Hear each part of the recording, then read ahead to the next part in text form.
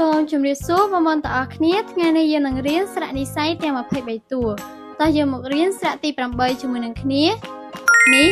ជាស្រៈអ៊ូស្រៈអ៊ូដូចជាពាក្យខួរ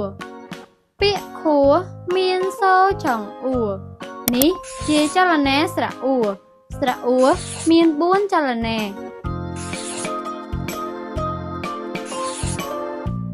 ឥឡូវនេះអ្នកគ្រូនឹងសរសេរស្រៈអ៊ូឲ្យបងប្អូនទាំងអស់គ្នាមើល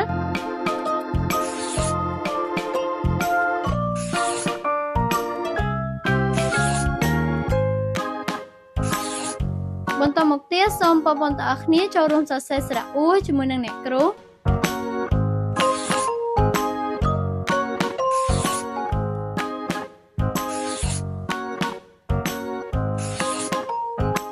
សូមបងប្អូនទាំងអស់គ្នាសរសេរស្រៈអ៊ូដោយខ្លួនឯង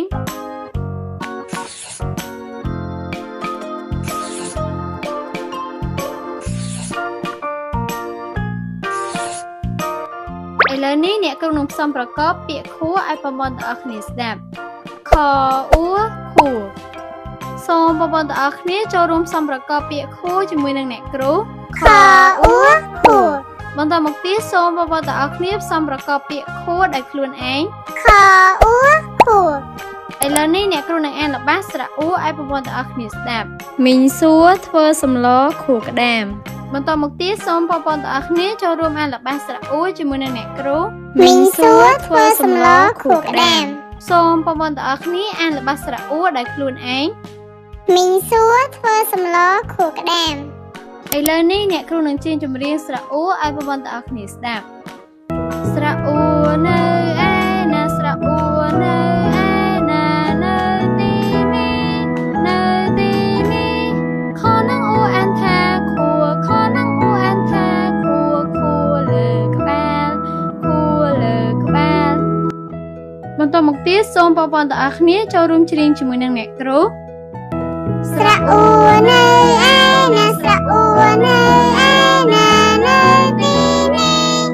នៅទីនេះខនឹងអ៊ូអានថាខួរខនឹងអ៊ូអានថាខួរខួរលើក្បាលខួរលើក្បាលសូមបងប្អូនទាំងអស់គ្នាច្រៀងដោយខ្លួនឯងស្រៈអ៊ូនៅឯណាស្រៈអ៊ូនៅឯណានៅទីនេះនៅទីនេះខនឹងអ៊ូអានថាខួរខនឹងអ៊ូអានថាខួរខួរលើក្បាលខួរលើក្បាល